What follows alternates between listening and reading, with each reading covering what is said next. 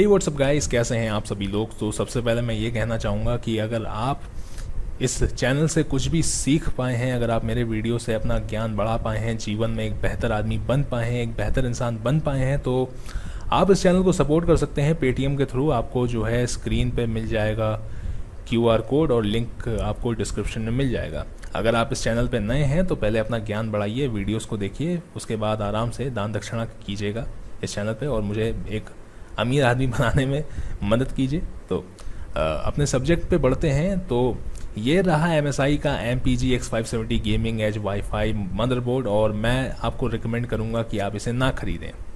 आप इसकी जगह दूसरा ख़रीद सकते हैं, ये वाला MSI कह रहा हूँ, ये ASUS का ASUS TUF gaming X570 plus, और ख़रीद सकते हैं गीगाबाइट का X570 Aorus Elite वाईफाई। और मैं किस बेस पे कहता हूँ कि मदरबोर्ड ना खरीदिए, तो आपको तो पता ही है कि हम यहाँ पे सबसे पहले देखते हैं VRM वोल्टेज मॉड्यूल रेगुलेटर, और उसी पे ही बात होती है। तो आज भी हम स्पेक्स की बात नहीं करेंगे। स्पेक्स तो इस मदरबोर्ड के बहुत अच्छे हैं, आप देख सकते हैं कितना बढ़िया भौकाली मदरबोर्ड ये दिख रहा है बिल्कुल देखने में, और इसमें वाईफाई भी है। बट जब बात VRM की आती है तो उसके टेम्परेचर्स बहुत ज़्यादा जा रहे हैं, तो थोड़ी सी VRM की बात कर लेते हैं। तो यहाँ पे इसमें यूज़ हुआ है, जो मॉसफेट यूज़ हुआ है वो यूज़ हुआ है NTMF S4C02 एंड 24N। तो ये जो है ये 78 एम्पियर का 30 वोल्ट का मॉसफेट है। 78 एम्पियर जो है कंटिन्यूस पावर दे सकता है, जो कि अच्छी बात है। बट इसके टेम्परेचर्स बहुत ज़्यादा जा रहे हैं। आई मीन अगर इसके ऊपर लोड कंटिन्यूस रहा तो टेम्परेचर अराउंड 100 डिग्री सेल्सियस के ऊपर जा सकते हैं। तो और ये किस तरह से लगे हैं ये मैं आपको बताता हूँ। तो ये रही PWM कंट्रोलर IC, आप मान लीजिए एग्जैक्ट PWM कंट्रोलर IC नहीं बना रहा हूँ। और ये रही हमारी फेस डबलर IC। अब इस फेस डबलर IC से दो साइड के मॉसफेट निकलेंगे। ये रहा हमारे मॉसफेट, और ये स्विचिंग करेंगे आपस में।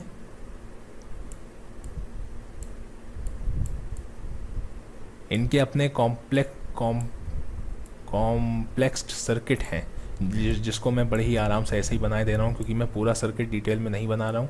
और ये रही हमारी चोक।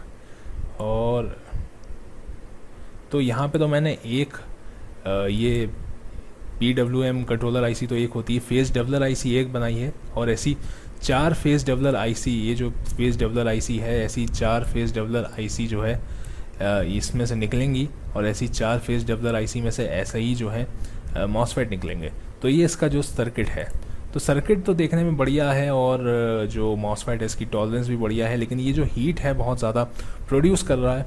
अब हो सकता है कि बायोस अपडेट के बाद जो है ये थोड़ा सा फिक्स हो जाए मामला, लेकिन कुछ कहा नहीं जा सकता। तो मैं रिकमेंड करूँगा, क्योंकि X570 आप ख़रीदेंगे तो एक महंगे प्रोसेसर के लिए ही ख़रीदेंगे, और महंगे प्रोसेसर के संग जो है ये बोर्ड लेना सही नहीं है।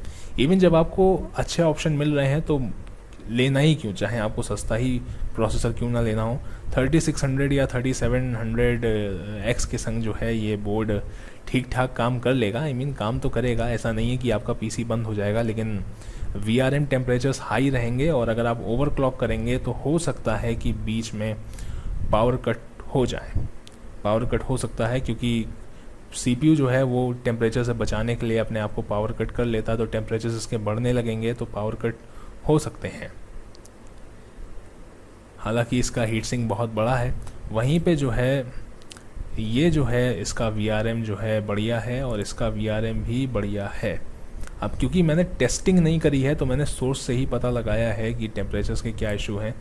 मेरे पास मुझे चैनल अपना इतना बड़ा नहीं है कि कंपनी अपने को भेज दे। तो सबसे पहले बात करते हैं ASUS TUF की। ASUS TUF का मुझे VRM बढ़िया लगा। तो VRM कुछ इस तरह का है। तो ये रहा SiC 34634 मॉसफेट, जो कि लगा है Aorus Elite में, और सिमिलर जो है SiC 639 लगा हुआ है इसमें ASUS TUF में। बिल्कुल आप देख सकते हैं लगभग वैसा ही है, और दोनों ही जो है 50 एम्पियर के जो है कंटिन्यूस करंट सप्लाई कर सकते हैं। तो इनका जो करंट सप्लाई करने का जो वो है एम्पियर जो है वो आप देख रहे होंगे कि इससे थोड़ा सा कम है, लेकिन अच्छी बात ये है कि ये बहुत कम हीट कर रहे हैं। उसके बाद ये लगाया कैसे गया ये मैं आपको बताता हूँ।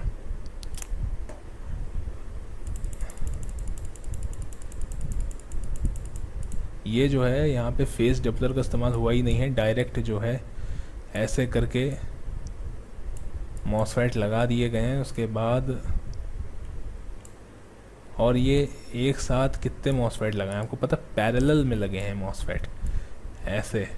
और ये मैंने एक सेक्शन बनाया है खाली, आप कह सकते हैं कि सिंगल फेस में ड्रॉ कर रहा हूँ PWM कंट्रोलर IC से निकलता हुआ। और ऐसे 4 सेक्शन जो है इस बोर्ड के अंदर हैं, इस तरह के 4 सेक्शन जो हैं वो PWM कंट्रोलर IC से निकल रहे हैं। तो ये एक 4 फेस VRM है। तो 4 फेस VRM सुनने में आपको लगेगा कि अरे ज़रा सा VRM है 4 फेस VRM, लेकिन 4 फेस VRM किस तरीके से बनाया गया है, पैरेलल में ऐसे मॉसफेट्स लगाए गए हैं, जिससे क्या हो रहा है कि करंट जो है बढ़ जाता है, लोड बढ़ जाता है और ठंडा रहता है आपका VRM, और जो VRM है वो बड़ा ही पावरफुल हो जाता है। क्योंकि हमको जूम कोई क्लोज फ़ोटो मिल जाए, क्लोज फ़ोटो तो नहीं मिली हमें, लेकिन हाँ आप देख सकते हैं कि कितनी ढेर सारी चोक्स यहाँ से बाहर आ रही हैं। इसका रीज़न ये है क्योंकि फेस तो 4 हैं बट पैरेलल तरीके से कनेक्ट किया गया है। मैं बिल्कुल आसान भाषा में बता रहा हूँ। तो यहाँ पे जो चोक्स हैं ये 1 2 3 चोक्स तो सिंगल फेस में ही निकल आई। तो अगर हम 4 को 3 से मल्टीप्लाई करेंगे, यानी कि एक फेस में अगर 3 निकल रही हैं तो 4 फेस में कितनी निकलेंगी, तो 4 3 से 12 हो जाएगा।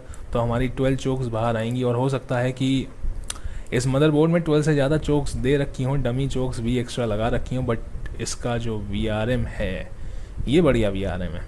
और वहीं पे X570 ऑरस एलाइट का जो VRM है वो बिल्कुल जो है उसी की तरह बनाया गया है जैसे MSI का था। तो यहाँ पे फेस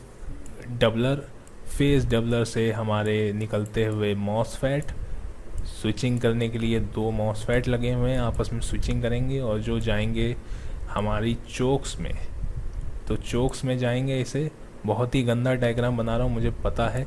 और ये जो है I am not sure but I think ऐसे फेस डबलर जो है 6 हैं, 6 फेस डबलर हैं। और फेस डबलर से निकलने वाले जो आप कह सकते हैं ये जो मॉसफेट निकल रहे हैं, तो दो साइडें निकल रही हैं, तो 6 2 जा हो गया 12। तो ये हमारा जो है आप इसको कह सकते हैं कि 12 फेस VRM की तरह है। हालांकि रियल में 6 फेस VRM है, फेस कंट्रोल वो IC फेस डबलर लगा हुआ है यहाँ पे, बट 12 फेस VRM की तरह लगभग जो है थोड़ा बहुत काम करेगा, क्योंकि जो लोड है वो बढ़ जाएगा। तो आपको इसमें भी हो सकता है कि 12 चोक्स निकलती हुई दिखाई दें, और 12 से ज़्यादा ही हो सकता निकल रही हों अगर उन्होंने डमी चोक्स लगा दी हो। तो उसके बाद फ़िल्टर कैपेसिटर भी लगे होंगे। और चोक्स हमारी आपको दिखाता हूँ, ये रही हमारी चोक्स और ये रहे हमारे SIC 634 फेस कंट्रोलर कह रहा हूँ, ये हमारे मॉसफेट रहे, ठीक है। तो ये जो है ये ऑरस लाइट का बोर्ड नहीं है, ये तो दूसरा बोर्ड है। मैंने ऐसी फ़ोटो ले ली है tweakdown.com से आपको दिखाने के लिए कि इस डिब्बे के अंदर वैसी चोक होती है, और ये जो है हमारे मॉसफेट हैं। तो MSI का जो स्ट्रक्चर है वो तो बढ़िया है, लेकिन पता नहीं क्यों ओवर हीट कर रहा है। ओवर हीटिंग की वजह से क्या हो रहा है कि हो सकता है कि आगे आने वाले टाइम में दिक्कतें आ जाए। हो सकता है कि PC ज़्यादा ओवरक्लॉक ना कर पाए आप, या बीच में बंद होने लगे, ब्लू स्क्रीन ऑफ डेथ का एरर देने लगे। तो इन सब चीज़ों से जो है आप बचने के लिए ये बोर्ड इस्तेमाल कर सकते हैं।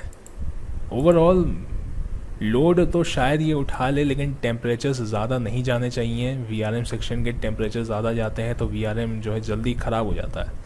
तो VRM के केस में ये जो मदरबोर्ड है ये तो मेरा पर्सनल फेवरेट है। इसका रीज़न ये है कि एक तो 17,000 में आ रहा है, ये 17,000 में आपको अच्छा VRM दे रहा है।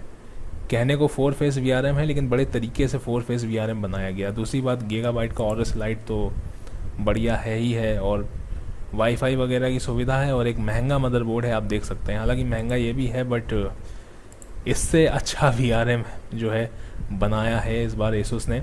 और एसुस टफ सीरीज़ को देख के आप ये मत सोचिएगा कि हर टफ सीरीज़ इतनी ही बढ़िया है, ऐसा नहीं है। खाली इन्होंने यही जो है तुक्के में बहुत बढ़िया बना दिया है एसुस वालों ने। बाकी जो है ये अपने प्राइम वगैरह पे Asus का जो प्राइम आता है और उस पर ज़्यादा ध्यान देते हैं, लेकिन टफ़ सीरीज़ जो है बजट सेगमेंट की सीरीज़ है, लेकिन इस बार जो टफ़ में ये बहुत ही तगड़ा VRM, बहुत तगड़ा नहीं लेकिन हाँ अच्छा VRM जो है वो ले आए हैं। और PCI Express 4.0 तो आपको मिलेगा ही मिलेगा, क्योंकि आप X570 चिपसेट ले रहे हैं। तो आज की इस वीडियो में इतना ही। ये वीडियो आपको अगर अच्छा लगा तो इस वीडियो को लाइक कीजिएगा, मन करे तो चैनल को सब्सक्राइब कीजिएगा, मन करे तो बेल आइकन को भी प्रेस कर दीजिएगा। फिलहाल के लिए इस वीडियो में इतना ही। मैं आपसे नेक्स्ट वीडियो में मिलूंगा, तब तक के लिए बाय बाय।